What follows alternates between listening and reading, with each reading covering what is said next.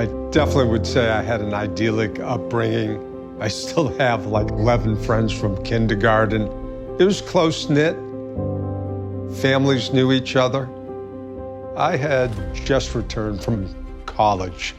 I came home from a tennis tournament. I saw my dad crying in his bedroom. I'd never seen that before. And when I asked what it was about, he shared that Mom had a malignant melanoma and would likely die. And my whole world changed from that point forward.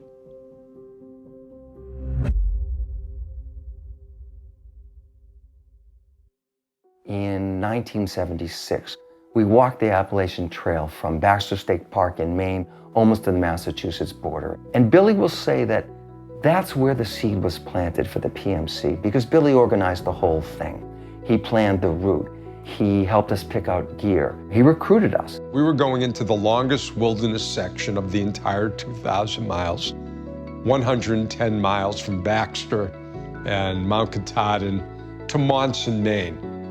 And after a beautiful day one, we encounter 8 straight days of nonstop rain. Now, we don't know what we don't know ahead of us, but quite frankly, it came into a borderline survival experience. And when we got out of there, my 3 friends thought that this wasn't such a great holiday. Couldn't imagine why, and they were gonna quit. I wasn't stronger than they were, I wasn't tougher, but I'd done all the work.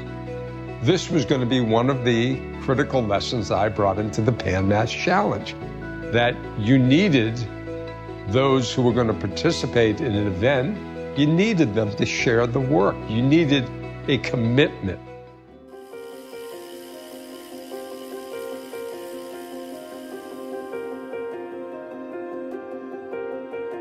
And I remember one day in May in 1980, I had heard that Billy was working on something, some event, something that had to do with the Jimmy Fund. And he brought me into his father's study and he gave me a folded sheet of paper. And on this paper was his idea for something called the Pan Mass Challenge.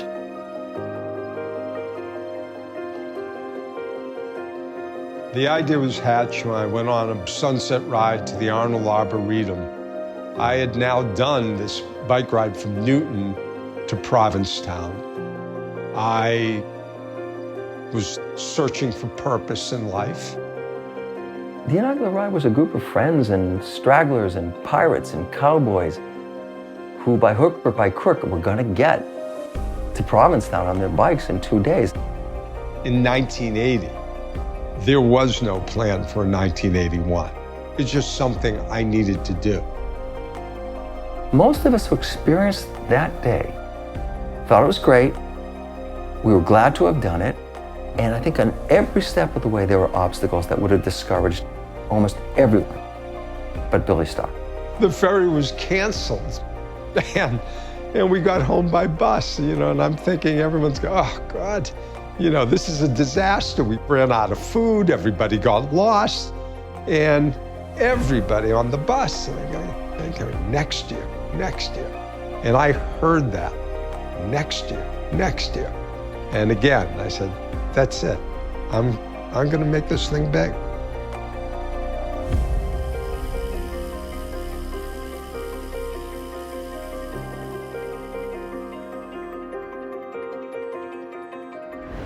So 1989 was going to be the first year that the PMC was going to raise over $1 million. Coincidentally, 1989 was about to be the year of our first doomed forecast. And we've had rain, but we'd never had rain at 4 o'clock Saturday morning, which was forecasted to be a monsoon. I get up in the morning, I curse the fates, and I go into the parking lot at the Sturbridge Host Hotel, and everyone's there. And I recognize that's it. They had trained, they had fundraised, they had told their family, they'd taken hotel reservations. They were coming for their PMC experience. And I got the client I wanted, someone who was committed.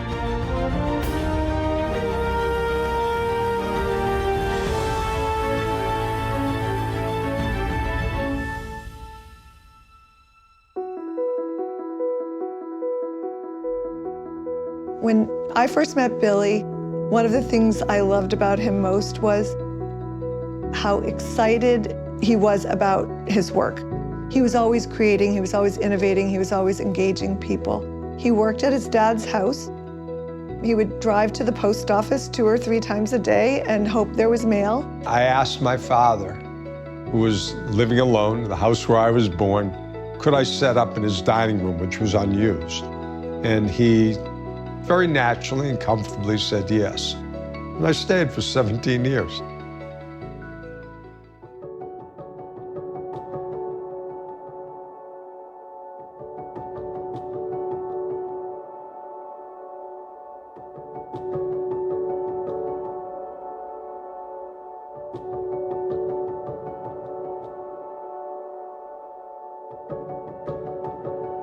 My first connection with the PMC was a phone call from a long-standing PMC rider at 5 p.m. on a Friday afternoon directly to my office to ask whether he could meet with me to discuss our research, learn a little bit more about what we do, and support our research efforts.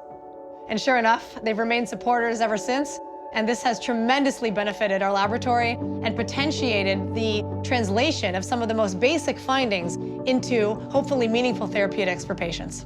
Some of our ideas that have led to the most powerful discoveries from our laboratory have emerged from brand new thinking that comes unexpectedly from an experiment that happens to be done at the end of the day without any other preliminary data and leads us in an entirely new direction. It's exactly that kind of new research that the PanMass Challenge supports.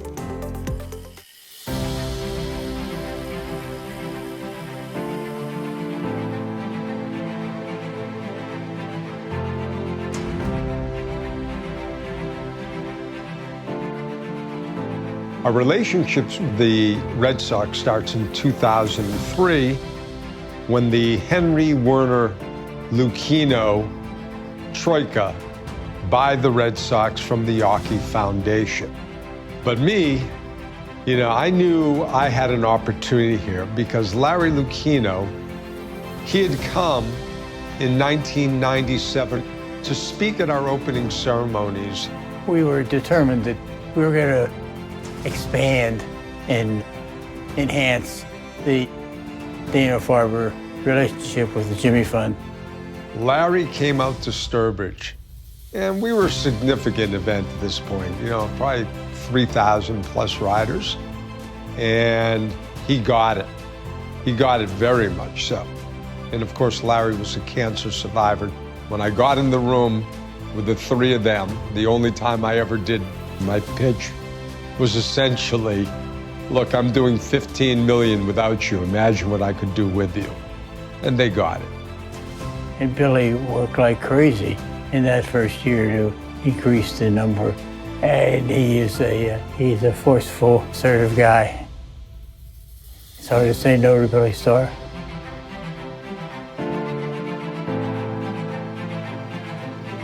When you're being promoted by the Boston Red Sox and your logo goes up on the green monster, to hear Joe Castiglione, the voice of the Red Sox, say, it's a line drive off the PMC logo, is nothing less than surreal.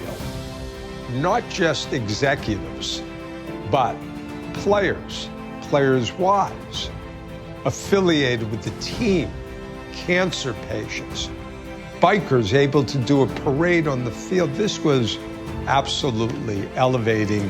Nobody thought you were going to be able to play in this kind of backyard. It was far beyond the scope of anyone's awareness that we were going to do something this big, this grand.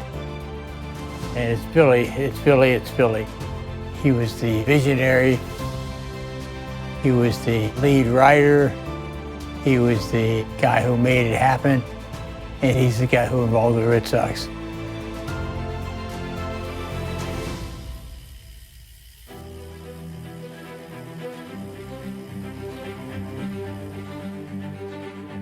He created a community and he created a cause that benefits and will benefit millions of people. But Billy also created an industry, the bike-a-thon. The a-thon industry did not exist before Billy Starr in the PMC. Again, there was no event programming. You know, fundraising was bingo and black tie and direct mail. I have been following the industry since 2007. The program that I get asked the most about is the PMC. I think that PMC has one of the great origin stories. A guy whose family had suffered from cancer, wanted to do something, and he kind of said, I'm gonna give it a shot. This became an opportunity to do three things. Number one, to train and ride with your friends. Fantastic. Number two, raise money. But most importantly, put a stake in the ground and say, I want to be part of this miracle of curing cancer, and here's the way I can do it.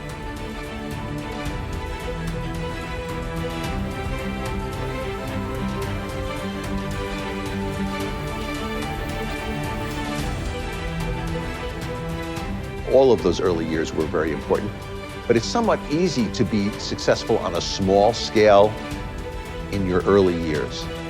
But to be able to scale and to have the founder have the wisdom to create an organization that can support moving up, creating the logistical machine, creating the sponsorship and marketing machine is a wonderful case study in organizational growth.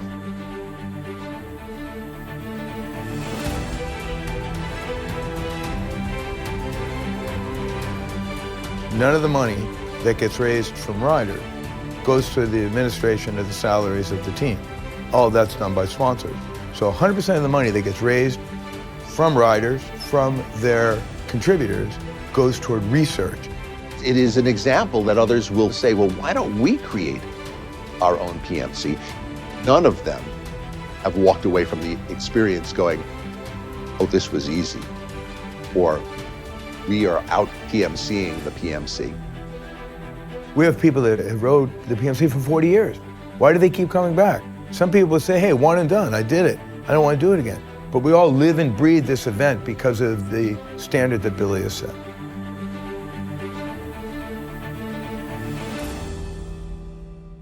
There was early on, I think it was 1984, the first rider death.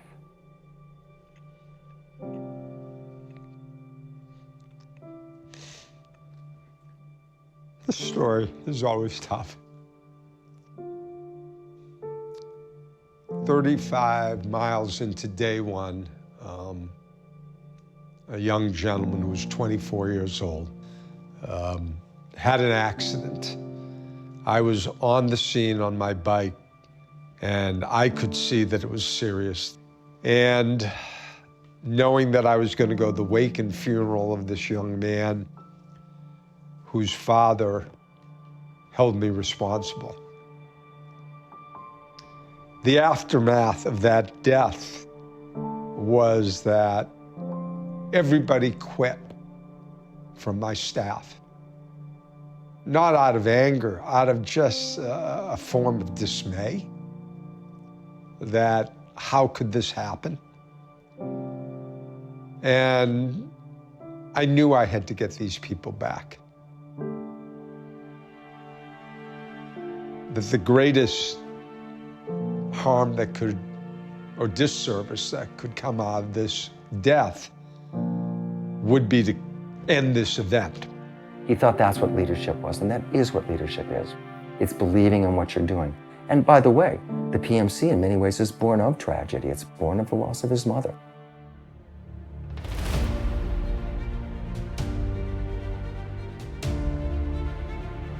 What makes this event so captivating is that it becomes a focal point of the year.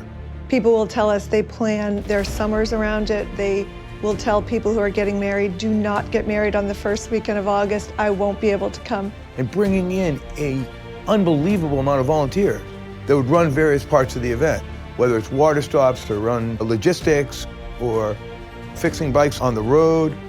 The PMC is really a community of hope. That's what we do, that's what people come for, and that's what they get on PMC weekend. Hope is the business we're in. Probably been said to me 100 times, it's only a bike ride. Come ride it. Tell me if it's only a bike ride.